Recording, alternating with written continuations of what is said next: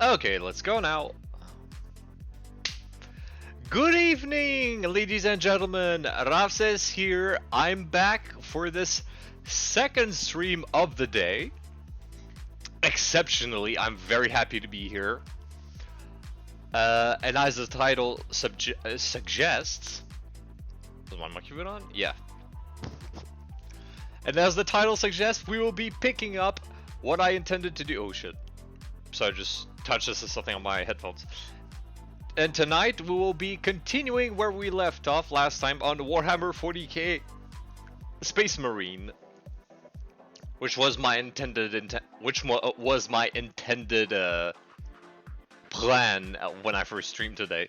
Oh, and also, as you can see, I've improved the camera. Now you can see all the colors. It's not just pale anymore. And of course, I hope you've all had a good. I hope you're all having a good night.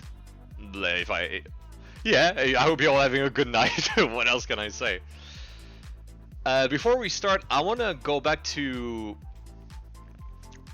the game I played today, a few hours ago, which was Behind the Frame, the finest scenery by what's the name of the studio? I even followed them on Twitter.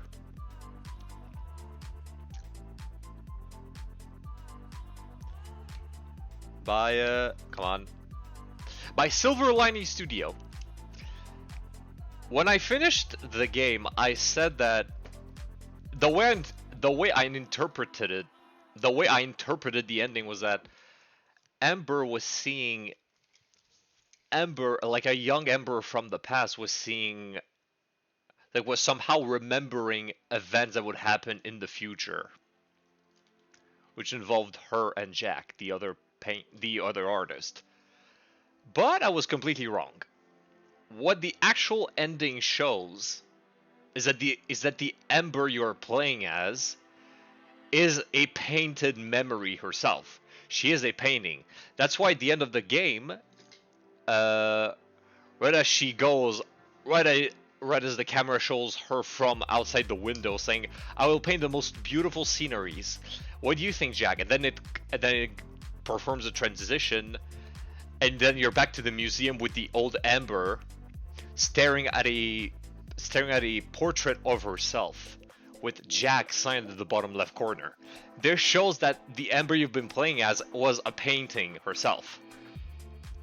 That's why she was somehow able to jump from painting to painting, which showed memories of the real Ember's time she spent with Jack. Hell, that's why inside the apartment there's Jax's name written backwards at the bottom of her wall where her window is. Because it's the signature of the painted frame. Because it's the signature on the frame, but backwards. You're literally looking from the inside of a painted frame. It's so clever. It's so clever. It took me watching two other VODs of people play the game respectfully. Well, specifically Polka and Polka and Rizu from Hololive. Rizu figured it out at the end. It's like, oh, you are a painting. You are a painting in this game. Also, this explains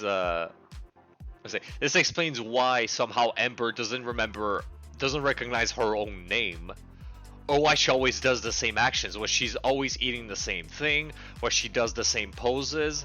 It's because she's a painting. She's not a real person. She's a memory of someone.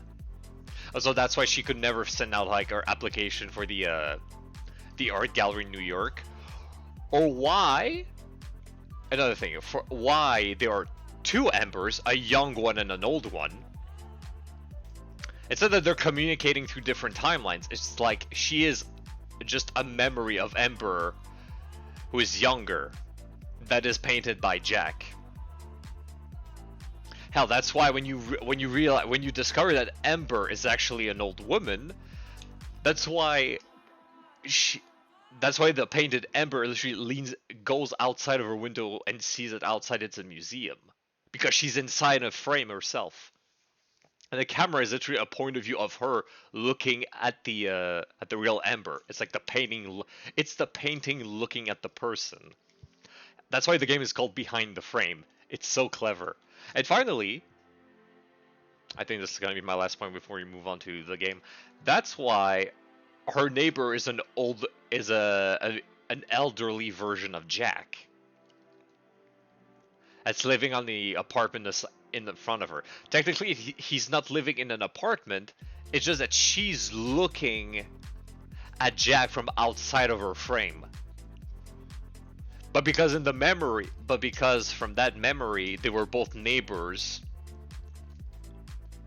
They're both neighbors. That's why she's looking at him in this way, and that's why that's why he doesn't answer when she goes "Good morning," is because he cannot interact with her. He can't interact with her. She's just a painting. And yeah, there's also another good detail. When somehow it looks like her building seems to fall off. It's not that the building falls off. It's that, from what I understand, I think it's because the picture frame with this portrait of Ember, where this portrait of Ember is, the frame just falls off. Like it falls down and it hits the floor. So what you're looking at is just a wooden floor. It's not a wall. It's a wooden floor. Or I mean, no. It's instead of just the wall of the opposite building, you're looking at a wooden floor. That's what this is. So yeah, I think I pretty much did a good summary of what the ending. I think I did a pretty good summary of what the ending of Behind the Frame entailed. So now, without further ado, let us jump into Warhammer 40k Space Marine.